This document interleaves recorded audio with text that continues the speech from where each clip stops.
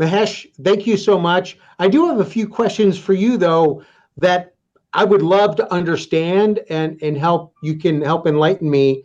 So, you know, for mid-sized organizations, we're 7 billion, but for mid-sized organizations, like maybe 50 million to a billion, what advice would you have for them to adopt AI? For mid to large organizations, there are three things you can do. Number one, be very clear which area you want to bring AI to. The impact of AI, as an example, can be applied to customer experiences or employee experiences. First, become very clear and pick one area. It's not a good strategy to apply AI across the company. Pick one area. The second approach or the second step here is for you to actually be very clear about what those product use cases are. As an example, if you want to improve customer experiences, you need to first narrate what that user experience was and what it would become as a result of AI coming in. So be very clear about the product use case.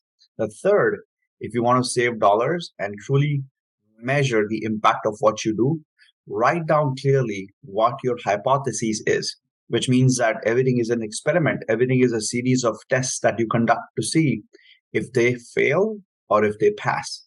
And depending on how they perform, you can then decide to either pivot or completely change and do something different with it. If you have that scientific, methodical approach, there is a high chance you will not only win with AI, but also not burn a lot of cash during that time. I love that. Do the small experiments. Understand your outcomes, build your hypotheses, right, and then figure it out, and then fail fast and do it again. I thought that's great. That is absolutely, I think, a great approach, even an approach that we use ourselves. So I would say that is absolutely a great approach. So knowing that the budgets are smaller, right, at these mid-sized companies, how do executives leverage annual planning then for the right impact? If done right, annual planning can be one of the most impactful areas for an organization. During the annual planning, founders can actually take that opportunity to think big. Founders, leaders, they can actually bring together their entire organization or the leaders who are involved in planning and think big along with them. The second thing that happens as a result of this exercise is that you actually bring alignment. You're actually involving your key partners, stakeholders, leaders in these conversations. So the alignment happens during that time, which is very crucial for any organization who wants to take that plan and implement it. And the third thing, which I also encourage all the leaders and founders to do, is make those decisions happen as a part of the planning exercise. Do not wait, do not postpone, do not overthink. Not all decisions will work out, and you may not be right each time, and that's okay. However, make those decisions and provide that clarity which your teams deserve. When I'm invited to offsites where I'm facilitating these conversations, I have seen the leaders also become a part of that planning exercise. That actually enables that leader to be seen, to be perceived as a part of their organization. So now their teams are thinking of the leader as a part of their team, as a part of that extended team.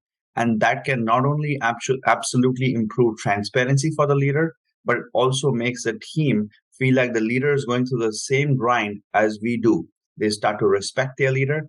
The leader is now accessible, and that whole planning conversation is 10x more impactful thanks to that setting, to that offsite, and having an external facilitator facilitate these important conversations for the leader and for their organization. Yeah, I love what you just said. I couldn't agree with you more. I think it's even me internally, it's difficult, right, for us to do things, when I'm not connected to the right service line or the right business unit and helping them achieve, what they're trying to achieve. I couldn't agree with you more. So sort of going around down that line a little bit further, right? How can executives be more effective in bringing alignment and connectiveness across an organization? If leaders want to bring alignment, they have to be connected. They have to be connected to their people, to their initiatives, and also what the future expectations are from the board and from the stakeholders. To be connected, you truly need to know how you and your work and your initiatives are being perceived by these stakeholders. One of the processes I drive for my clients is called Stakeholder Centered Coaching, SCC. Through that method, I provide these leaders a full 360 of their work and how they are being perceived. That gives them immense clarity and that allows them to bring laser focus on themselves and their initiatives. And once you have that, the impact of your initiatives actually is profound because you're not just having any blind spots. You're being very clear how your behaviors and your work is being perceived. The process which I bring in has been tried and has worked for over 180,000 Fortune 500 executives. And these could be folks from right at the management level. These are managers, senior managers, all the way up to C suite. It's applicable to them all because that process brings in all their stakeholders who they consider are important at their workplace. I you, I couldn't agree with that more. And being selfish and having you tell me my 360, I learned so much in that process that it actually did help me get better aligned, right, within my organization, and maybe even reset some expectations. So yes, I couldn't agree more with what you just said, knowing that I've gone through it personally. And so thank you. Thank you for that advice.